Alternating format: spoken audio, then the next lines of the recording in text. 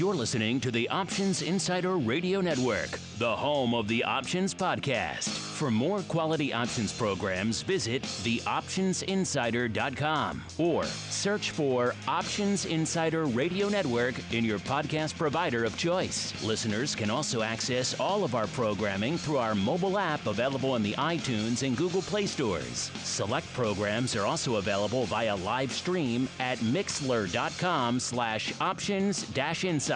That's mixlr.com/options-insider. Don't forget to follow along with your favorite programs and submit your own questions for the hosts at twitter.com/options, stocktwits.com/options, facebook.com/theoptionsinsider, or via questions at theoptionsinsider.com.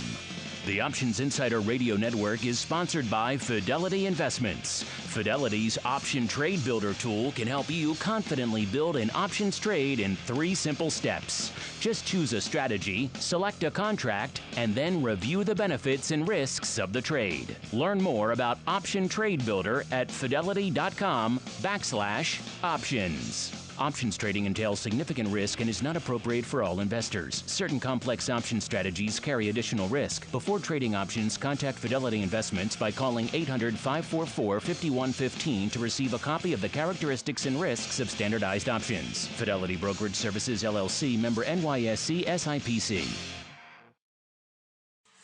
Welcome to Volatility Views, the premier program for volatility traders. Each week, we'll take a deep dive into the world of volatility with in-depth analysis, trading activity reviews, strategy breakdowns, cutting-edge education, and much more. We'll also bring you exclusive conversations with the traders, researchers, and asset managers who are reshaping the volatility landscape. If it involves volatility, then you'll find it on Volatility Views. And now, it's time to take a deep dive into the world of volatility. It's time for Volatility Views. All right, everybody.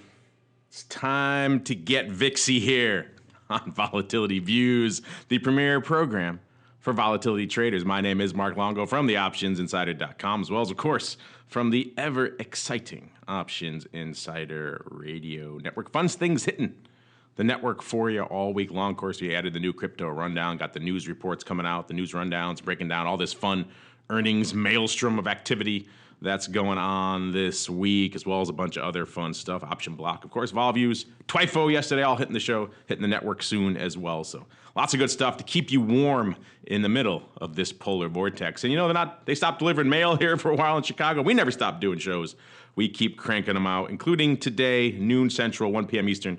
You can join us live if you're around and if you have energy and if you have power in your house and you're not frozen under out there via Mixlr, MIXLR. You guys know the link by now. Set it and forget it, and you're off to the races. Of course, enjoy it on your finer podcast, I should say, purveyor, after the fact.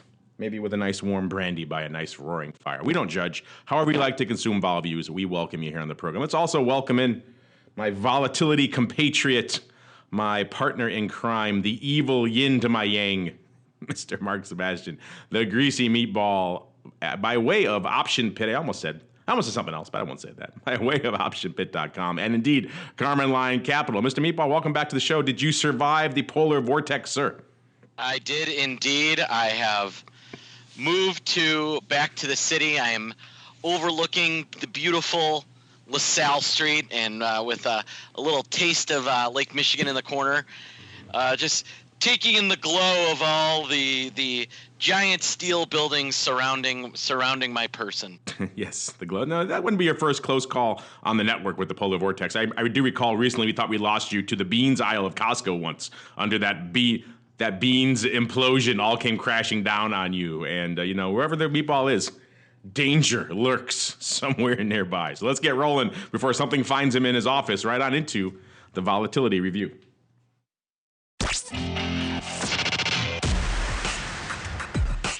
It's time to break down the latest developments in the volatility trading world.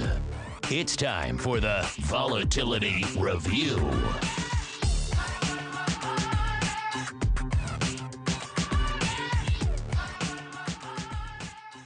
All right, everybody, welcome to the Vol Review here, the portion of the show where we review what's going on from today and indeed this week from volatility, trading, and trending, and analysis, and research, and breaking news, all sorts of perspectives here on the show. And as we are recording the show here at noon Central, 1 p.m. Eastern, seeing another mixed bag on the old street. You know, yesterday it was Dow the laggard, S&P kind of Goldilocks, and then we had NASDAQ leading the roar to the upside. Today it's a flipping of that script. NASDAQ is the laggard to the downside. S&P, once again, the Goldilocks right in the middle there, up about a tenth of a percent, 15.15 or so of a percent out there. NASDAQ off about a tenth of a percent. And Dow leading the charge to the upside, 0.45. I know let's talk about Dow. Got a friend of the show, Bill Valentine, all worked up. I saw him going off on CNBC on Twitter yesterday about how the Dow is not the market and shaming CNBC and all sorts of fun therein. But it has been a weird, somewhat trifurcated market of late with each index kind of going its own way, which is always fun to watch. And all this somewhat meandering of indices means VIX itself meandering to the downside. Looking good for your prognostication, Mr. Meeple, as we're coming to showtime. 16 and almost 16 and a quarter, 16.28, which is pretty much almost exactly what you prognosticated last week. So that just goes to show you, Mr. Meatball, you continue to fade VIX, and one day it shall reward you, sir. Yeah, no, that's about time. I'm going to, if things stay as is, I am going to be cleaning up within 5 hundredths of being dead on. Not bad. Be your first bullseye, perhaps ever. Definitely in quite some time. It would be. I'm pretty close. I think I've had a couple of close calls, but I'd love to get a straight bullseye. Straight bullseye is pretty sweet. So right around 12:58, 12:55 Central Time, I need some people to, if we're still right here, just sell a few extra puts in March to drop the VIX a little. So you want Trump to hold off on his tweet that we are indeed launching a land invasion of Russia till after 1 p.m. Central? That's what you're saying?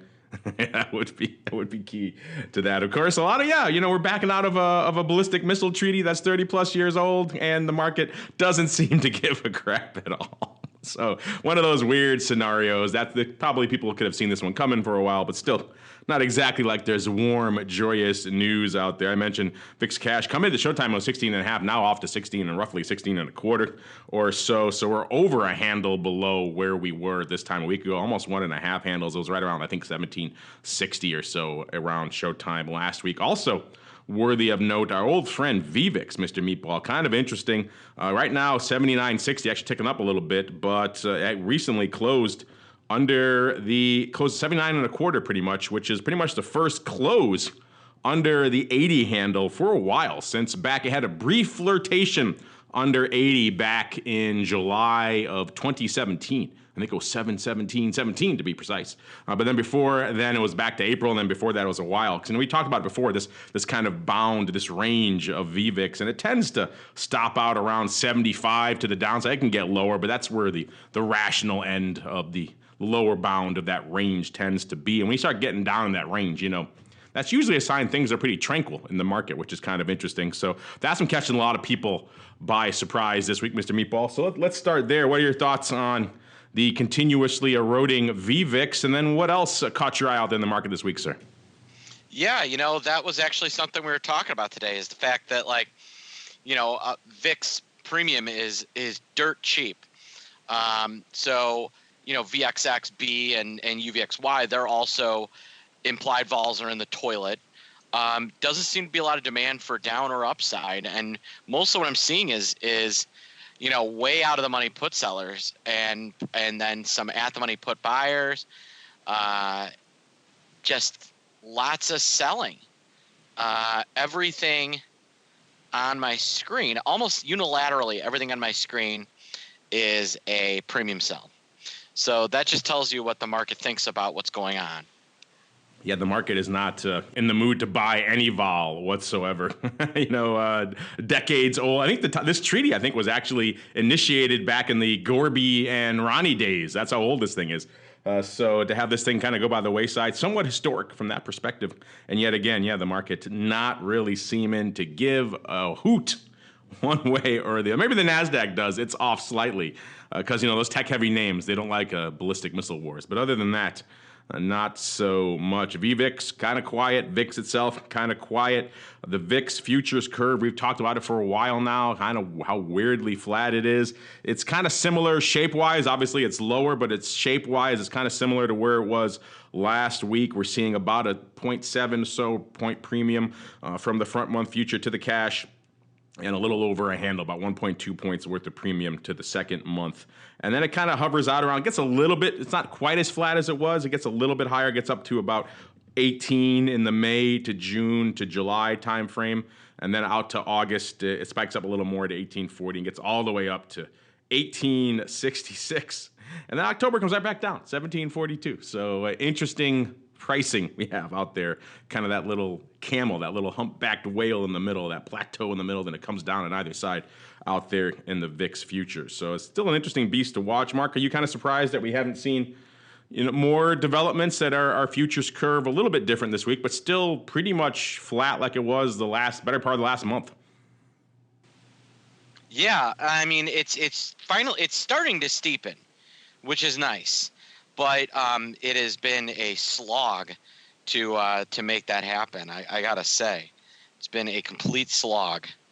Yeah, it does not want to seem to really play ball in any in any regard. So we'll see. Keep an eye on the futures. We often joke that the answer to all volatility questions is lurking somewhere in that VIX futures term structure. I'd be hard pressed to see what that answer is right now, other than uncertainty and kind of a weird shrugging of the shoulders, like, we don't really know. And that seems to be the order of the day. Speaking of shrugging, the market kind of shrugging out there in terms of VIX options. Not a heck of a lot really lighting up the tape right now. 177,000 contracts on the tape coming into showtime. About 120,000 of those calls and about 57,000 on the put side. So pretty much in line with the put-call ratio you'd pretty much expect. ADV also very light right now, under 500,000, under 500,000, actually 498K. That's actually about 60,000 less than this time last week. So that shows you, again, despite the fact that we've been moving a bit and things have been trading it up, that the vol space not really playing ball with that, not really lighting it up from that regard. We've been seeing, not a ton of volume out there, and today is yet another regard. Before we get into the top hot options positions for VIX options right now, we were just talking about the futures, Mr. Meatball, and the numbers just came out. Breaking news right before showtime from our friends over there at OCC for January, and we've been debating on the network and had a big question out for you guys. Will 2019 equal the volume levels that 2018 delivered? And at least so far, we'll get in more detail into it on Option Block on Monday. But in general, so far, January down quite a bit from January of last year. Remember, January last year was a more active month than people remember. Everyone thinks about February and thinks February. That certainly was the moment where vol came rushing back, and that's where the warm really turned for the first time before it turned again aggressively in October. But January was a much more volatile month than people remember, and also a much higher volume month. Actually, 467 million contracts last year in January of 2018. This year, only 416, down 11%. So perhaps not the best trend for kicking off the year with a robust. So hopefully my prediction is wrong. I believe the meatball is in that category as well, that we don't think it can happen, but hopefully, of course, it might take some terrible market shocks to make that happen, which isn't the best scenario either. But still, interesting stuff. We'll break down how it all breaks down by category in a little bit. But the one category that looked interesting to me, Mr. Meatball, for this show, kind of a narrative we've been saying for a while here, and it continues to persist, and even more strongly because now we're looking back to January of last year, which is pretty much the last comparison we can have for a pre-death of XIV month. And when you look at the numbers there, it really shows just how stark contrast it was and how much of the demand for VIX futures was really coming from products like XIV, because volume in this January down nearly 50%, 46.8% from January of 2018. So this year was, let's see, that's total futures contracts. They don't break down the numbers. I wonder why. They don't want to peek into the kimono that much. But they cleared overall 6.335 million futures contracts at OCC in January. So again, that's down 50%. So you can kind of do the math for last year's numbers a lot more. And again, the lion's share of the futures, they're clearing at OCC. They clear all this stuff, Bitcoin futures, etc. But the lion's share of what they're clearing over there is VIX futures, and that number down quite a bit. So, Mr. Meatball, does that surprise you, these numbers, either overall that the industry is kind of down, or that the VIX futures in particular in this last kind of pre-XIV death month were clearly more robust last year than they are this year? Yeah, I think the thing you got to take into account is, last year at this time was a very, very crazy month. And, what was different is we had this big wall of worry run up last January, whereas this January has been kind of the bounce off the sell-off. So, this is just not seeing the kind of we need risk and hedging that we did last January. Last January, the market rallied really hard, but the VIX rallied with it. And that was a sign of how much premium was being traded and hedging was being bought as we were going into the Volapolis, the Valpocalypse. The Valpocalypse. Easy for you to say. Valpocalypse is that's their Greek brother. Their Greek neighbor. That's yes, his Greek brother, right? So, that's the thing you got to remember is that it's not this is a more normal January. We're still going to eventually see some sort of crazy event, but I don't think we're quite there yet. And I think that this is going to be pretty. January is indicative of what January should have looked like, given how it traded. Yeah, last year was clearly the beginning of the storm in January, and the vol numbers reflect that. This year, not so much. Maybe the storm has passed. We shall see if the trade war can be somehow put together and wound down by that March deadline. And then, of course, perhaps if this temporary government shutdown deal can evolve into a longer-term deal, then who knows? Perhaps the storm has passed. We shall see. The market certainly, at least in the near term, saying, not a lot of storm on the horizon here. Let's see what people are up to out there in VIX land. Maybe that will change our minds. Our top 10 hot VIX strikes, big VIX positions. What's open? What's big? What's for size out there in VIX these days? Let's break it down. Let's pull it out courtesy of our friends over there at Trade Alert and the Flow Master. Let's see what they got here for our top 10 in VIX. Starting at number 10, let's start from the bottom. Oh, we got a put. There haven't been a lot of puts in the top 10 of late, and this week we got a few of them. So again, going to speak to what we've been talking about lately. No shortage of desire to get short some vol. The Feb 16 put number 10. 159,000 contracts open there. Number 9, back to our old friends, the Ape 70, still open, and for decent size, 163,000 open there. Number 8, Ape 37 halves, the comparatively reasonable Ape 37 halves, roughly half of the 70s. There, 169,000 contracts open there. Number 7, our second put from the bottom at least, the Feb 18 puts, $170 open there. Number 6, the Feb 30s, always got to have a 30 open somewhere. 175,000 contracts open there. Number 5, the Ape 45s. Interesting strike selection out there in April. 176,000 out there as well. Number 4, our final put on the list here, the Feb 17. So in case you were paying attention, it was Feb 16s and Feb 18s and Feb 17s. Nice little put strip going there. The 17s, 183,000 contracts open. Number 3, the May 37 halves. So 37 halves getting some love out there as well with about 185,000 contracts open. Number 2, Feb 40s. 216,000 contracts on the tape, and rounding out the top 10 here, the Feb 37 halves with 330,000 contracts. So yes, there's April 37 halves, May 37 halves, and Feb 37 halves, all in the top 10. If you're wondering what's up with March, you got to go all the way down to number 14 to find the March 37 halves with 142,000 open. So people also apparently love the 30s, and also apparently these days, the 37 half strike is the strike du jour. Total of about 7.8 million contracts outstanding. So decent, not bad from an OI perspective, but certainly not over 10 million or so. It's about 6 million on the calls and about 1.8 million on the puts.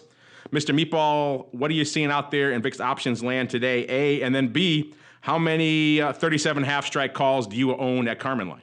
The biggest trade I've seen today was, and this is kind of interesting, a July 16 call buyer. Guy paid 3.5 for 10,000 of those. We saw a customer sell about 11,000 of the March 45 calls. Customer sold the March 16 puts 10,000 times, so he might have been legging into a futures position there. We had a Feb 1724 call spread get sold, and an April 1825 call spread get sold. So everything I saw today, sans those July calls, which are interesting,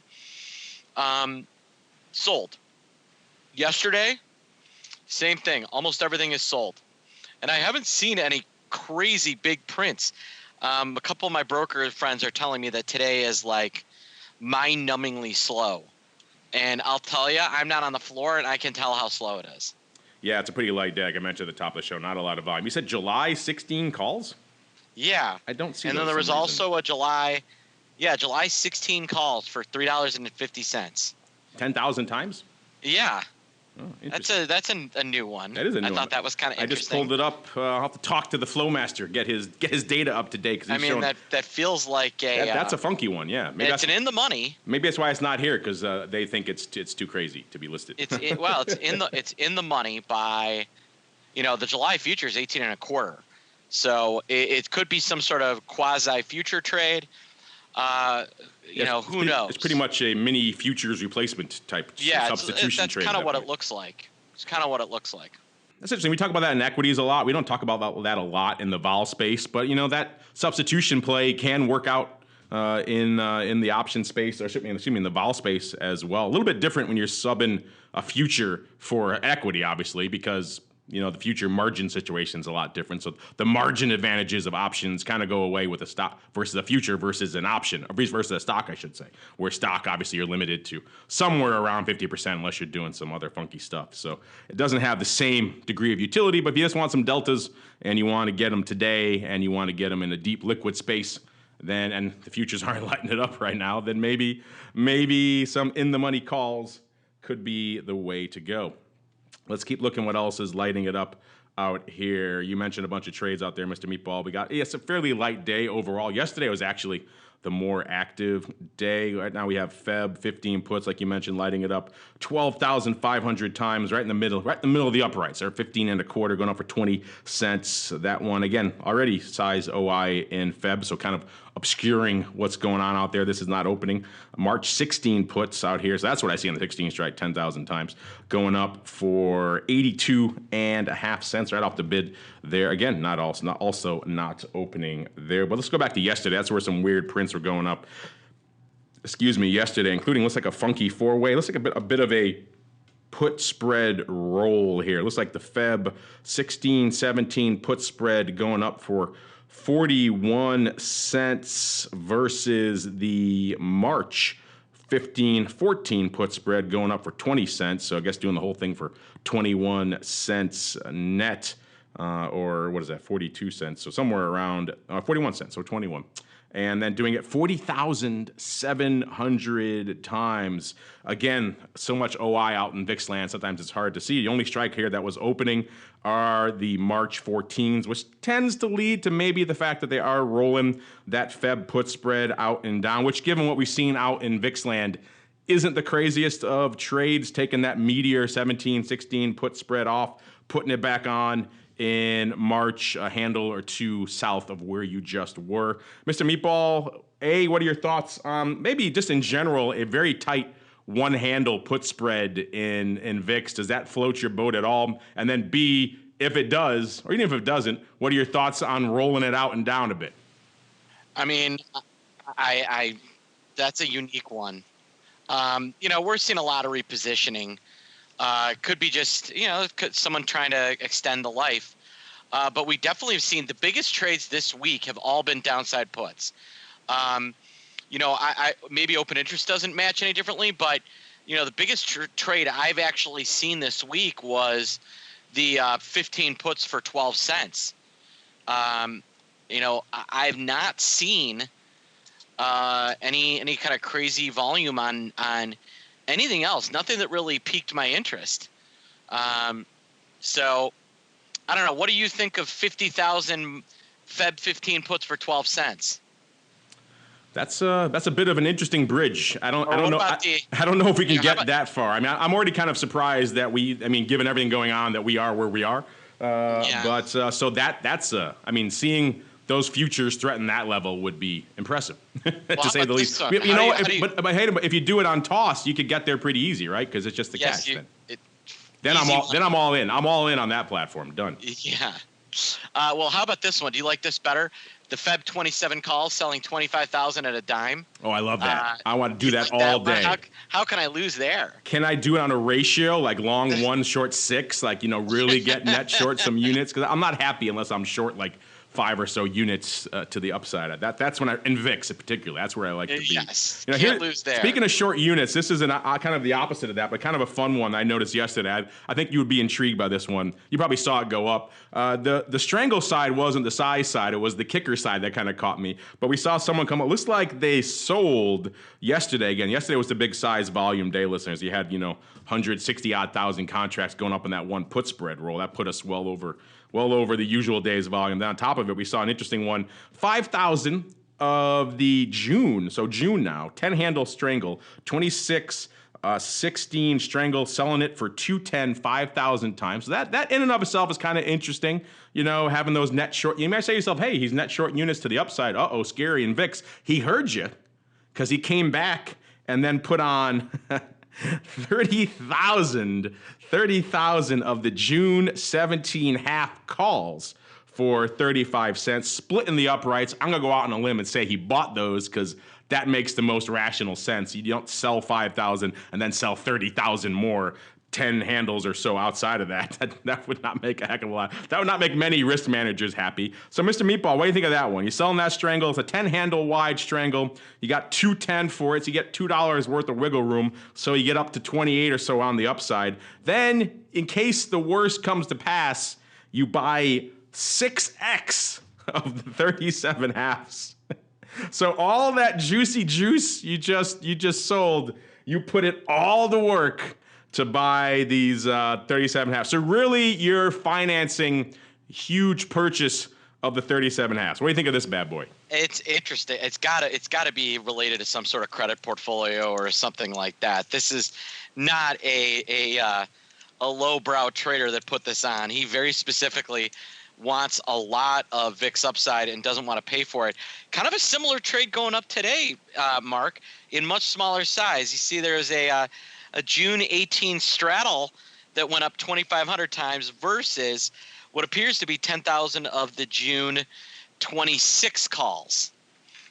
This one just popped into my screen. A mere 8 handles. I think that maybe the same guy. But that sounds similar. That's got a similar bent to it. Yeah. And so, I think what you're looking at is somebody who doesn't mind kind of the intermediate level of VIX increasing, but needs a lot of upside if the S hits the F.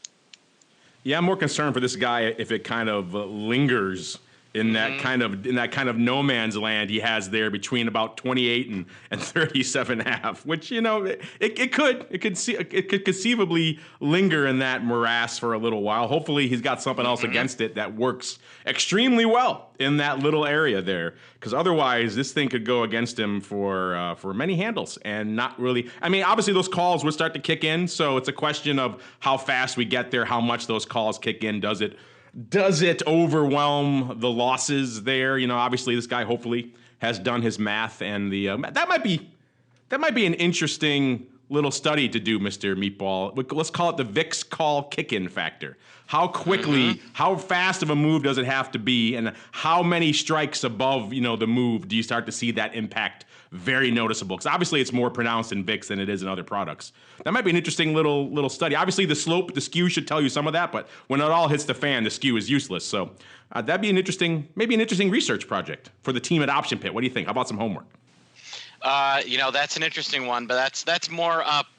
Yeah, I don't have Russell here, so I gotta go to you. Maybe I can commission Tab Group, but they'll probably charge me an arm and a leg. Yeah, no, I bet you we could get the Thompsons in on that if they ever show up for the show again. That could be a good juicy newsletter. The VIX call, the VIX kick-in newsletter. Oh yeah. I've always been a big proponent of back spreads, especially now that.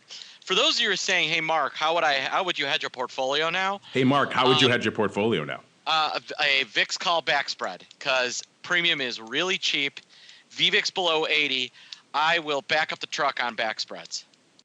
And so, just to reiterate, not the way our listener Brian did a couple of weeks ago, where he was buying one and selling two. No, going the other way. I want to sell one and buy two. Yes, going the other way. They're really inexpensive. I mean, I'll just take a look at March here. And let's set a reasonable level. Let's say, I can do the 20-25 1x2 for a credit, which is disgustingly cheap. Normally $5 wide, you'd be paying for it. And right now they're willing to pay you for a March back spread.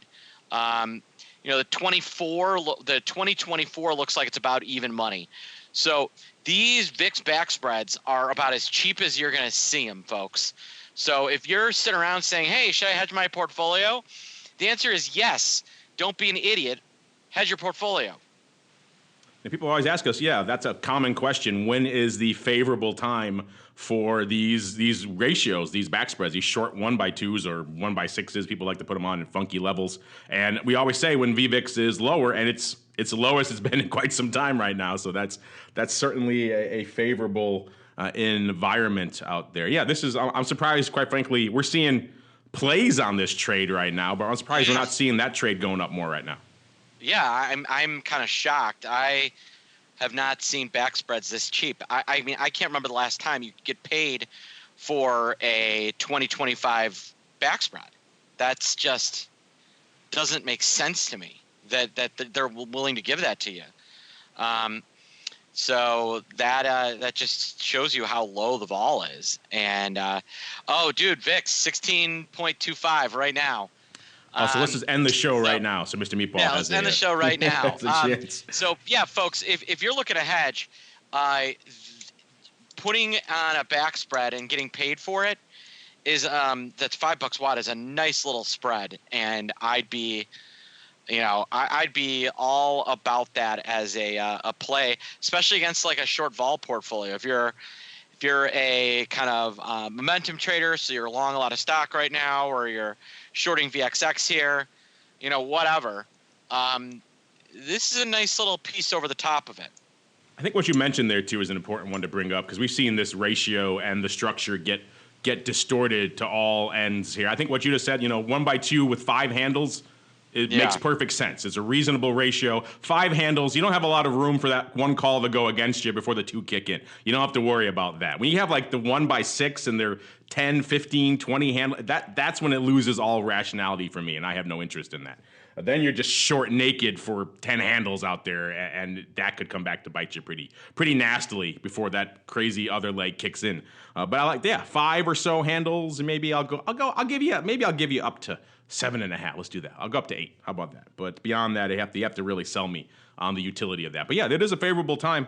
Get out there. Start looking at yourself some. If you're intrigued, and you're always asking us what are cheap ways to get some VIX upside. At the end of the day, that's the game in VIX, right? It's to manage the table stakes until you get the blackjack, the big 21 hand that blows the doors off. And this is right now a time when you could do that at fairly favorable levels, as long as you understand the risk entailed there if you hover a little bit north of that strike and things like that. As long as you're cool with that and you're not doing it off the cash like on toss, then you should be good to go. Speaking of good to go, VXX is good to go to the downside here these days. Not really feeling the love out there in VXX land.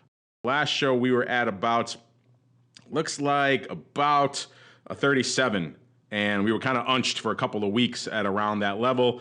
This week we are a little bit.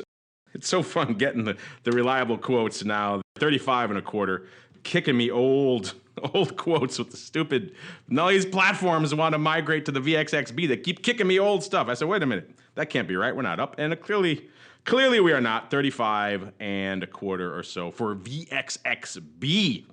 And Mr. Meatball, we're at that moment, sir, where VXXB coming along. A lot of people have been talking about this. Bloomberg putting up a big piece saying, I like the title, the exchange-traded product that lost 99% of its value is finally dying. Of course, talking about what we talked about many times here on the show, the much ballyhooed death of VXX, its replacement with VXXB. And they also point out what a lot of you guys have pointed out actually as well. I think in fact we may have a listener question about this a little bit later, but the notion that the shifting of assets, the movement over, the liquidity moving over to VXXB has not exactly been rapid, shall we say. They put some interesting graphs in this article from Bloomberg. Again, I encourage you to check it out, listeners, showing the charts of this is the ETN volume on the futures and how much they've kind of lined, or not really lined up of late here, with VXXB not really kicking in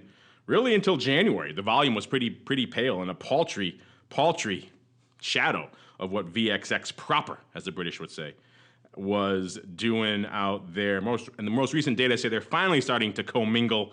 Assets have dropped in VXX to about 488 million. VXXB have climbed to about 950 million. So getting there. Interesting stuff. Looking at some other charts here. Again, a lot of good charts here in this. Oh, also, by the way, Mr. Meatball, there are some concerns. We saw obviously last year in February the great unwinding of XIV and all the problems therein. Obviously, this is nowhere near the same size. I think the most robust estimates are calling for a couple $100 million worth versus the billions worth that XIV had to unwind. But still, possible that they may have to unwind some futures at the end of the day here, with to finally settle out their positions here for VXX. Any concern on your part there? So first off, let's go back. What are your thoughts on this slow adoption of VXXB? And then B, do you have any fears of this end of day dumping of VIX futures? One, no, I don't. I don't think there's going to be a big end of day dumping. I think you're going to see, a lot of people, you can swap out VXX for VXXB. I think a lot of people are just going to quietly do that are holding it, or you also were given an opportunity to kind of get out of any short position here. We're starting to see the options get pretty adopted, and we're starting to see some real trading in there starting to pick up. We've got biggest right now. We just saw a guy to do the 34-32 put spread. There's on the Feb 22. There's starting to see some volume. I think as as time rolls on, you'll see this thing get a lot more of an adoption. I think a lot of people are staring at VXX and VXXB and talking to themselves about, this was supposed to be the easiest short, and in the final year of its life, it actually makes money. And now we've got this new VXXB. Do I want to jump in, or am I waiting for it to start to die before I start building positions around it? Again, and another issue with why maybe not as much adoption is that low VVIX. That low VVIX is there because nobody's buying anything.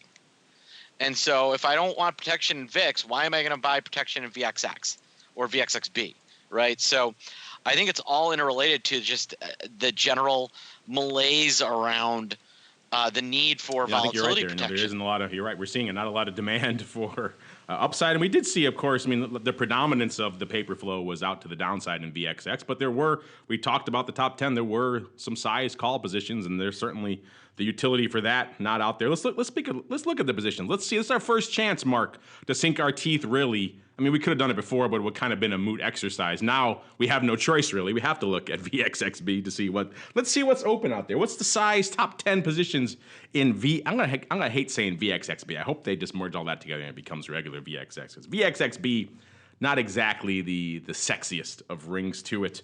Number 10 out here, talking about calls. March 51 calls in VXXB, 12,000 contracts open there. Again, the size a pale shadow of what we saw before. Everything had, it had 10 puts, had a couple 100,000 open on those, 90% of them from the meatball.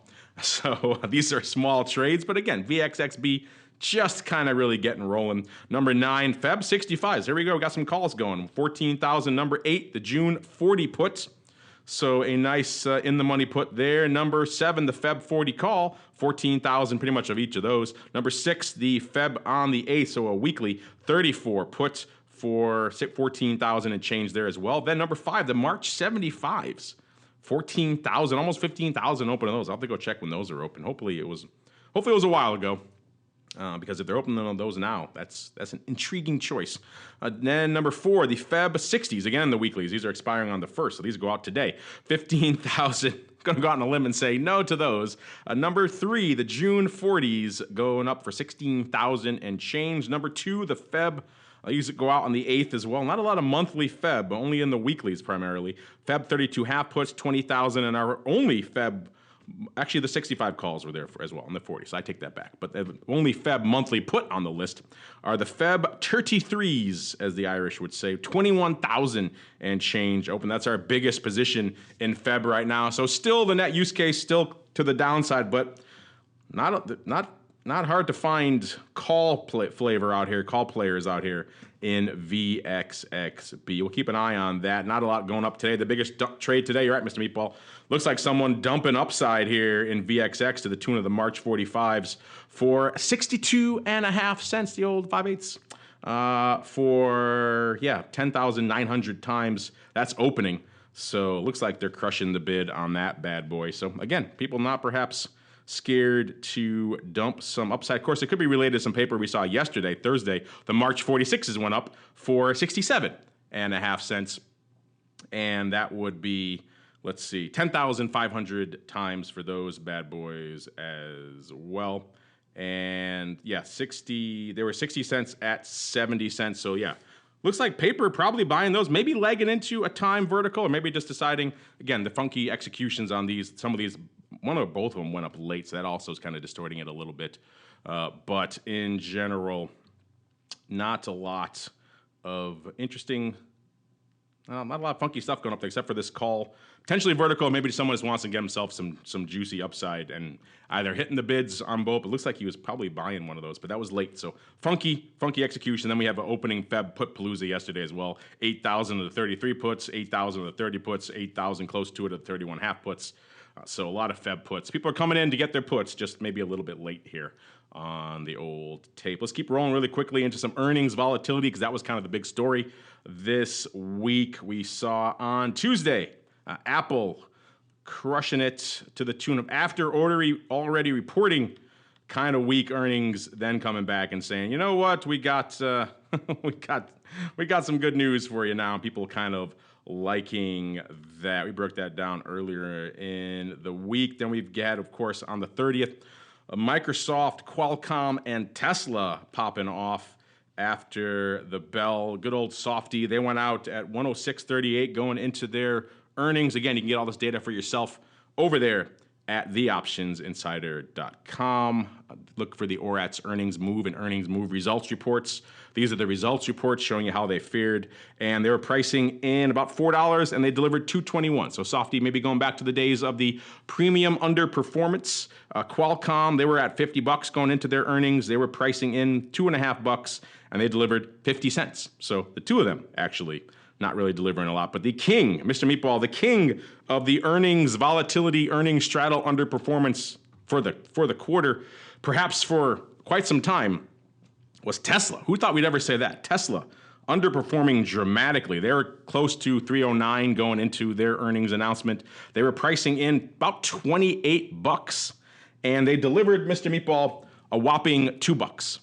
So that's probably one of the few times I think we can probably say that Tesla had dramatically underperformed from an earnings volatility perspective. Right now, they're at a whopping 310. So even throughout the rest of the week on that weekly straddle, it hasn't really moved. It's moved about not even $2. So if you just sat on that bad boy for a little bit, you had an impressive vol crush coming your way out there in Tesla land. So to all you out there who keep writing to us saying you like to harvest the old risk premium in Tesla, this one apparently seems like it worked your way. Maybe that makes up for some of the many others that have broken your hearts. Facebook also was out earlier this week on the 31st. They were at about 150 going into the earnings announcement, 150, close to 150 and a half. They were pricing in $9 and they delivered $19.62. So outperforming over 2x to the upside there. Interesting stuff out there in Facebook. So kind of a tale of many different cities out here in earnings season, which is kind of what we expect, hovering in the mid 160s right now. In fact, we have a poll about that. But before we get to that, let's get to the other big boy that reported last night, and the name that pretty much all of you chose in our poll, the one you wanted to trade this week. This was Amazon. Going into their announcement, they were at 17.1873. They were up many handle, I think pushing 50 intraday, and they were pricing in 86 and a quarter. And they delivered about $67 to the downside. Right now, they're trading south of that. Now they're off about 88. So if you take in the intraday sell-off, they're at 1630 right now. Again, weighing on the NASDAQ. That's why the NASDAQ is the laggard today. But in general, if you take that intraday sell-off into account, the straddle actually pretty much even. But the earnings report only goes to the after-hours move right up to the opening bell. So by that calculus, it underperformed a little bit here. So interesting stuff. Again, there's dozens, if not hundreds, of tickers that are profiled here. I don't have time for all of them. Head on over to theoptionsinsider.com. You could check them all out for yourself. Mr. Meatball, any surprises this week from an earnings vol perspective outside from the dramatic Tesla underperformance, sir? That and the huge overperformance of Facebook and Apple. That caught a lot of people flat-footed. That really surprised me. You know what hopefully won't surprise us are your questions. Let's get to a little bit of the old vol voicemail. It's time to share your thoughts and opinions with your fellow volatility traders. It's time to check the volatility voicemail. Make your voice heard by dialing 779-669-4VOL. Posting a comment on the optionsinsider.com, sending an email to questions@theoptionsinsider.com, or posting your questions to twitter.com/options or facebook.com/theoptionsinsider. All right, everybody, let's get to a bunch of your questions before we give Mr. Meatball his chance to gloat in the crystal ball. Anything could happen. Still got 10 minutes coming up. Let's see here. First, I mentioned before you guys were overwhelmingly in support of Amazon with our question of the week. We gave you 4 choices. What do you want to trade this week? Amazon, Facebook, Apple, or a softie? 44% coming into the final minutes here saying Amazon, only 21% for Apple, and then kind of for the rest, 18% for Facebook, 17% for Microsoft. So again, showing you maybe how the worm has turned out there in Apple land. Speaking of that worm turning, maybe we are a little bit hasty with that, because we did just also ask you this week. Oh, actually, no, I take that back. Here's their final results. We asked you at the same time, kind of a little flash poll before option block yesterday, because at the time, Apple and Facebook hovering around similar levels. So we said, let's go out a year, 5% out of the money call. You got to pick one to buy it in. Which one do you pick it in? We didn't give you price levels. We just in general, theoretical exercise. And you guys coming back with a tie. We gave you Apple, Facebook, or I hate them both. A little bit of a snark in there. And a tie, 34% each for Apple, and I hate them both. Facebook, 32%. So you guys are all over on that one as well, which is kind of interesting. First time Apple's won a poll for us in quite some time. I think the Apple has lost a little bit of its luster. Speaking of luster, Mark Brandt in the live chat here teasing us, saying, greetings from sunny Maui. Highly recommend moving Options Insider Radio. I think my wife would like that. I don't know if the rest of our Chicago area contributors would be so down for it. I don't know, Mr. Meatball, what do you think? Live vol views from Maui, you down for that? Sure. Tell you what, Mark flies us, and then we'll do it from his house. There you go. We are open to all listeners if they want to. Fly me and Mark and our families to a tropical place, and you can. We'll do some live podcasting. We'll let you hang around and trade with us. There you go. You should all do that. Just send the Learjet, and we'll be on our way to do all sorts of fun live audio from sunny tropical location. He also says he bought the 45-day VIX 21 calls for 95 cents, and he likes it. That's interesting. He's not usually much of a straight-up premium buyer. I know he likes to do some flies and stuff, but not straight up on the call side. So maybe he's feeling a little bit of love, too. Another question. I like this name. This name just gets points for me. Tony Salvatore. That's about as Italian of a name as you can get. Hey, Tony Salvatore. How you doing? I have some Salvatores in my family, so I could say that. But, yeah, he has a good question here. He says, when I route SPX or VIX options orders, can counterparties or market makers tell if my order is to open or close? Thanks, Tony Salvatore. I just love the name. First off, routing, you can't really route SPX. I think I know what he means, but you can't. You're going to the VIX pit and you're going to the SPX pit. It's not like you can choose, do I want box? Do I want MIAX to route on it? No, you can't really choose that. So your routing options, pun intended there, are somewhat limited. I mean, you can go, I guess, hybrid platforms and things within SIBO, so maybe that will excite you. But the routing kind of limited. But I get what you're going for, Mr. Meatball. Why don't you walk my cousin here, Tony Salvatore, through what people can see on? Can the counterparties or market makers tell if his order is to open, sir, or close? No, you can't. I know Tony. Tony's a good dude. And Antonin Salvatore. Yes. That is, Mark, I don't know if I've told you this story. My middle name is Salvo. And the reason why... I did not know that. No, yeah, my middle name is Salvo. And the reason why is I'm named after my grandfather. However, because my grandmother always called him Salvo, Salvo, Salvo, Salvo. So when my parents filled out my birth certificate, my mom did not know her father's real name was Salvatore. So your middle name should be Salvatore, but instead it's Salvo. But instead it's Salvo, so it's unique. I don't know that a lot of people are just Salvo. Your middle name is a bastard anglicization of a good, fine Italian name. It's a nickname. That's the way. At least it wasn't Sal. That could have been way worse. That is worse. You're right. So, you're right. But yeah, Salvo was.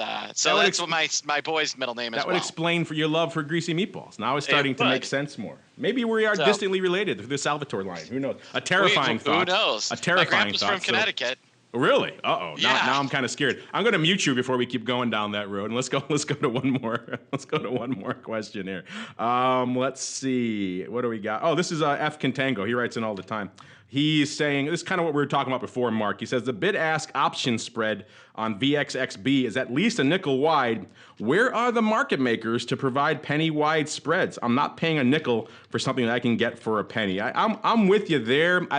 Let's hope, now that the old note has pretty much gone the way of the dodo, that these guys will start to up their liquidity game. But I could see how it's painful to something you're used to trading at very, very tight markets. Suddenly, the replacement is a lot wider. I get why you're perhaps revolting at the notion of paying that much for it. I think that's going to start coming down. But again, the volume has been slow to aggregate over there to VXXB. So let's hope as things start moving. We just talked about, too, there's not a lot of demand for upsides. So maybe that's kind of hurting it a little bit. The demand for half of the curve isn't really there.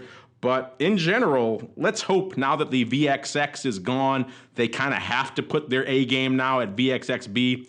They'll start to get tighter. But, one of the other interesting nuggets from that Bloomberg article was that they postulated that maybe the infrastructure there, the market making community, is still a little gun shy from the unwinding, shall we say, of XIV and the wreckage that left in its wake.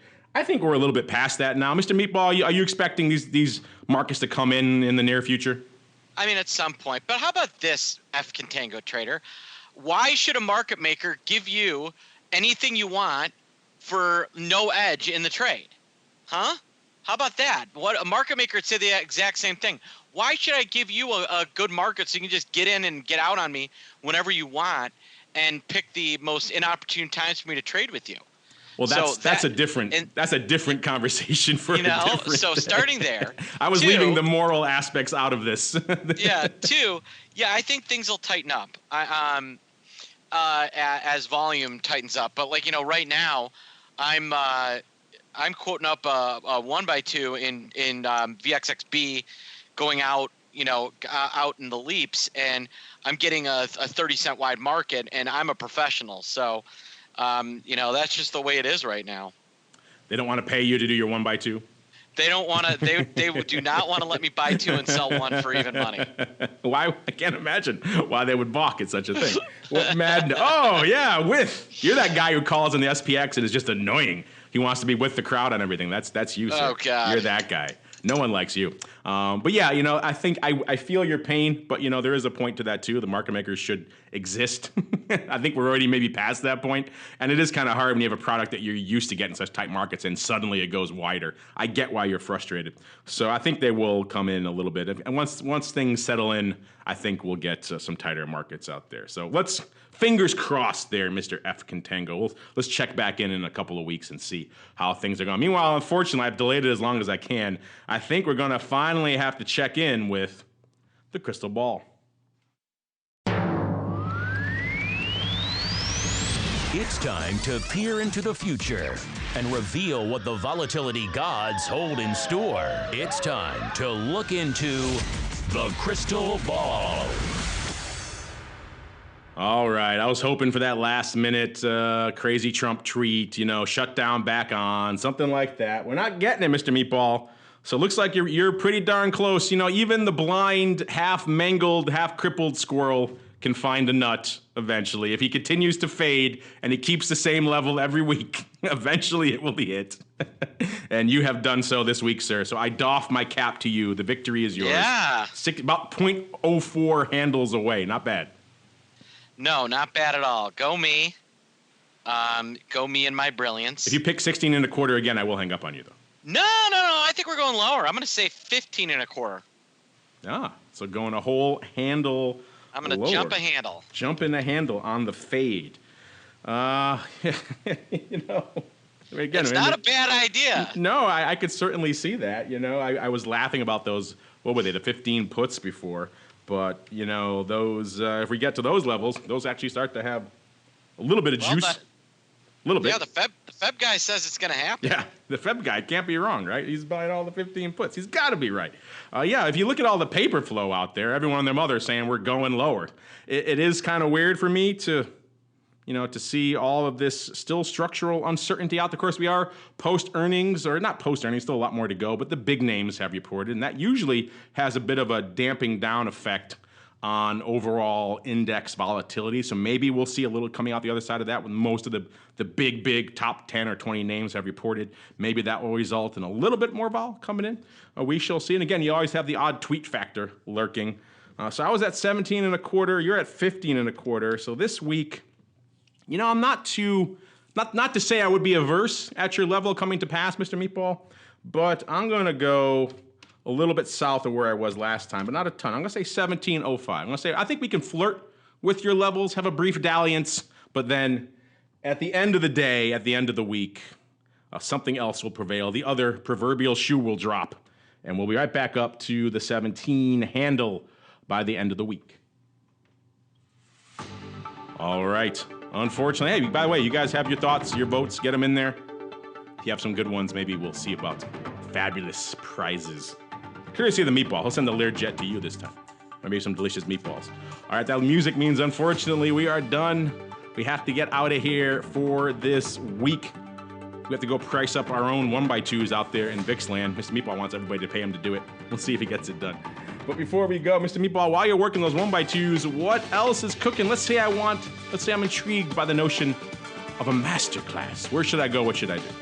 Yeah, so, our next Saturday class is coming up, and that's going to be options for investors. And it's go to optionpit.com/risk class. And, if you email me and said, hey, I heard about this on Options Insider, I'll take $100 off the price after you buy it. So it'll be $197 instead of $297. Ooh, a sweet hundo. What a steal. I know. That'll pay for your commissions on the VIX backspread you're going to do. Exactly. I'm gonna make all my money back on that backspread. There you go. And if somebody comes out and makes money on that backspread, please let us know how great of an idea that was. Well, you guys have been hitting us up for ages about when's the time to do it. It's looking kind of favorable now. I would expect we're going to see more of those hitting the marketplace over the coming week. It just seems like it's that time. It's that season again. It's the VIX, call it what you want. Reverse ratio, Call it the back spread, call it the funky VIX called ratio vertical, call it what you will. It's that season again. We're already starting to see some different flavors of it pop off. Maybe not 1/6, not a fan of that ratio, but in the 1/2, 1/3 range, you got my attention. All right, check it out over there, optionpit.com, to learn more. On behalf of the Meatball, we'll throw the Rock Lobster in there. Why not? And indeed myself, I want to thank all of you for joining us this week, downloading, streaming, subscribing, all the shows we sent your way. There were a few of them. And we'll see you back next week for more Volatility Views.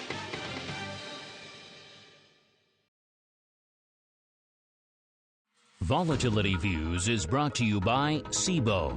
Cboe is one of the world's largest exchange holding companies, and we're inspired every day to innovate some of the industry's most powerful products, technology, and solutions. We are the industry's leading force driving access to global markets. A better trading experience and powerful data and analytics to inform better strategies. We're committed to engineering new ways to help our customers realize their potential and navigate the marketplace of tomorrow, today. Visit Cboe.com. That's CBOE.com to learn more about our expanded offerings.